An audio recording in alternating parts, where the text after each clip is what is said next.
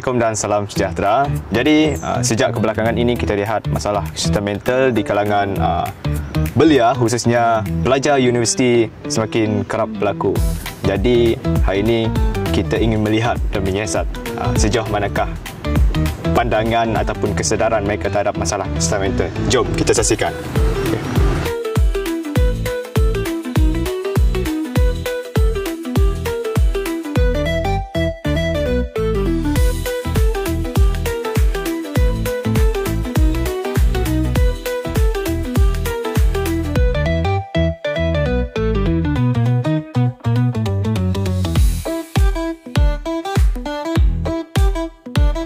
Hello. Kak, nak interview boleh? Nak interview boleh? Boleh kah? Ni untuk masalah kesihatan mental. 5 minit. 5 minit. Okey. Pertama sekali, awak sekarang berada di semester berapa dan mengambil jurusan apa? Saya sekarang semester 5, jurusan Geografi. Pendidikan lah. Okey.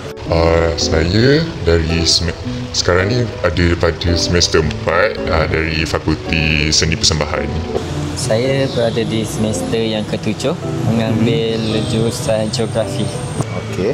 Dan seterusnya, apa yang terlintas di fikiran anda bila dengar tentang kesihatan mental? Lebih ke ketenangan dalaman.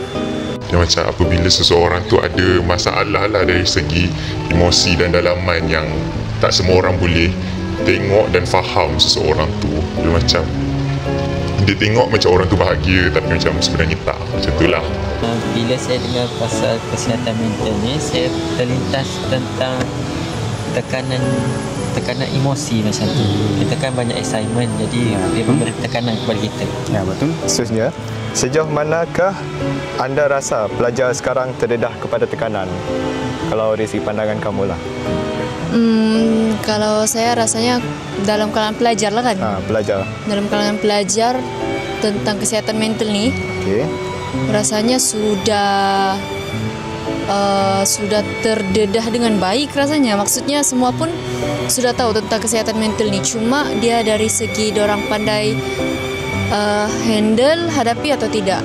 Itu je bezanya bagi saya lah. Dia macam kalau ikut experience saya kurang lah sebab bagi orang sekeliling saya sangatlah boleh memahami antara satu sama lain. Jadi dia terserah kepada atmosfera orang tu sendiri.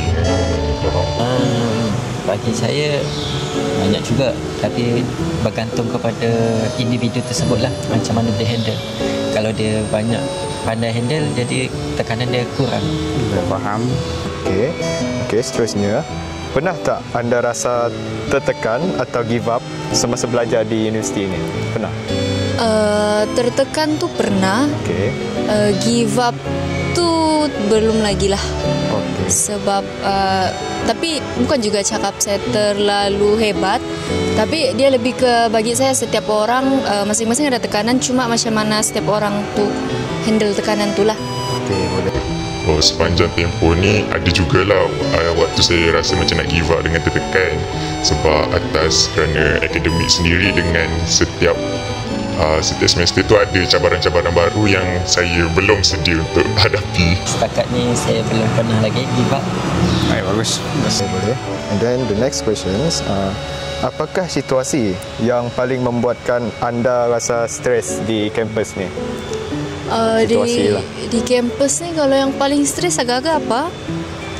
Mungkin assignment, mungkin kalau ada satu masa terlalu banyak pertindihan kerja sebab saya aktif organisasi. So kerja organisasi dengan assignment dan lagi persatuan bertindih dalam satu masa, itu mungkin boleh buat saya tertekan sikit lah kadang-kadang. Kalau benda yang trigger saya punya stres tu selalunya kalau orang tu macam kita dah tegur dan dia tak ada rasa langsung untuk cuba fahamkan apa yang dah ditegur tu. Macam dia go on je apa yang dah telah ditegur tu. Situasi yang paling saya buat stres bila rancang untuk buat sesuatu program macam ni, kita nak pergi field work, itu yang macam banyak habiskan duit, jadi stres di situ lah. And the next questions, bila stres datang, apa yang biasanya anda buat untuk tenangkan diri? Yang biasa kamu buat lah. Biasanya kalau stres datang, biasanya saya utamakan macam Alim pula kan, lebih ke berdoa dulu lah. Okay. Berdoa dulu. Boleh. Sebab saya percaya apapun itu dia datang dari Tuhan dulu. Jaga balik hubungan dengan Tuhan. Mungkin kadang-kadang biasanya tekanan ini sebab terlalu sibuk dengan urusan dunia sampai lupa urusan yang lebih penting lah dengan Tuhan gitu. Jadi kalau macam saya, kalau stres, selalunya saya akan distract diri saya dengan menari lah untuk seni persembahan kan. So dia macam every time saya menari, saya hilanglah semua masalah-masalah tu. Baik, apabila stres datang, saya akan macam lebih ke menghadap alam macam tu. Alam dia kan menenangkan. Jadi di situlah datangnya ketenangan. Betul-betul geografis lah dengan Masalah kesihatan mental hanya berlaku pada orang yang lemah. Ini lebih kepada ya ke tidak? Jawapan saya tidak. Tidak. Okay. Kenapa? Sebab macam saya cakap tadi lah, pasal tekanan mental ni, dia kesihatan mental. Kesihatan mental. Dia tidak semestinya lemah je, kuat pun. Macam contoh, compare dengan kawan saya boleh dibilang antara yang dibilang kuat lah banding dengan kawan saya tu. Tapi bukan maksudnya saya tidak mengalami tekanan, alami je. Cuma back tu macam mana setiap orang handle benda tu. Okay. Dia tidak semestinya benda tu datang kepada orang yang lemah sahaja. Semua orang yang menghadapi masalah mental ni just perlukan seseorang untuk didengari je lah. Dia macam untuk juice up balik dia punya tenaga tu untuk hadapi semua benda. Tidak. Kenapa? Sebab dia bukannya datang kepada orang yang lemah, tapi dia datang kepada semua orang. Tapi atas individu tersebut, macam mana dia nak handle benda tu. Faham. Dan seterusnya, apakah simptom atau tanda-tanda orang yang mempunyai masalah tekanan mental ni? Boleh bagi contoh secara ringkas je lah yang Okey, secara ringkas, bagi saya dia akan mengasingkan dirinya dari orang lain. Okay. Itu satu. Kedua, dia hilang fokus. Dia tidak tahu apa mau buat untuk dirinya, dan dia tidak dapat berkomunikasi dengan orang lain dengan baiklah. Okay. Kalau saya pernah experience tahu dengan orang yang ada masalah mental ni. Dia macam ada dalam satu tahap tu dia nampak normal, lepas tu tiba-tiba dia jatuh mendadak dia punya cara pergaulan dia dengan saya. Dia tiba-tiba kurang bercakap, senyap. Dia macam air muka dia hilang lah, yang macam selalu kita jumpa. Simptom dia dari segi perilaku kot bagi saya. Dia banyak termenung macam tu.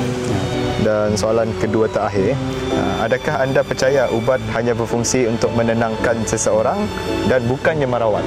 Ubat Berfungsi untuk menenangkan, bukan untuk merawat. Bukan untuk merawat. Kan ada ubat yang lebih untuk masalah mental kan sekarang. Percaya tak ubat tu berfungsi untuk menenangkan atau bukan merawat? Faham. 50-50. Okey, 50-50. Kalau ubat-ubatan, saya kurang pastilah atas prescription doctors.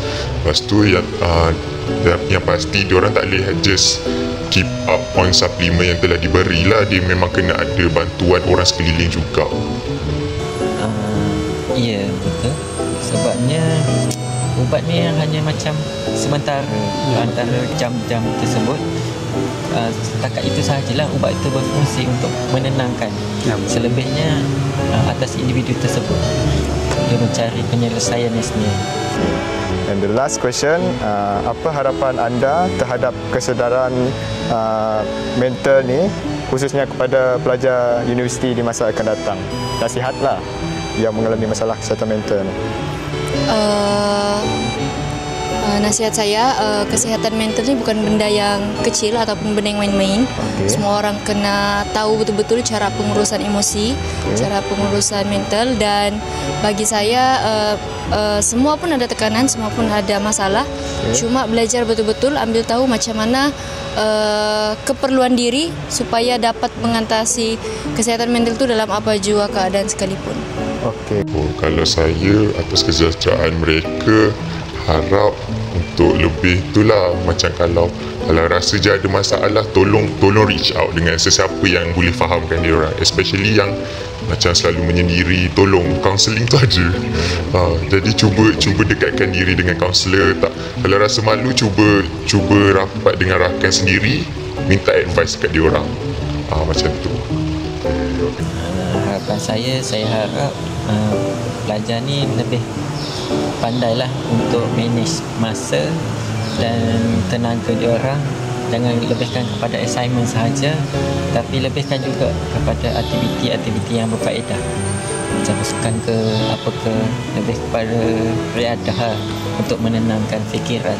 Jangan ke arah assignment sahaja. Secara keseluruhannya dapat kita lihat bahawa pelajar Universiti Pendidikan Sultan Idris mempunyai kesedaran terhadap masalah kesihatan mental, di mana kita dapat saksikan mereka mempunyai pengetahuan terhadap punca-punca berlakunya masalah kesihatan mental, simptom-simptom orang yang menghadapi tekanan dan mempunyai masalah kesihatan mental. Akhir kata daripada saya, diharapkan pelajar lebih peka terhadap masalah kesihatan mental di masa akan datang. Most today, strong tomorrow.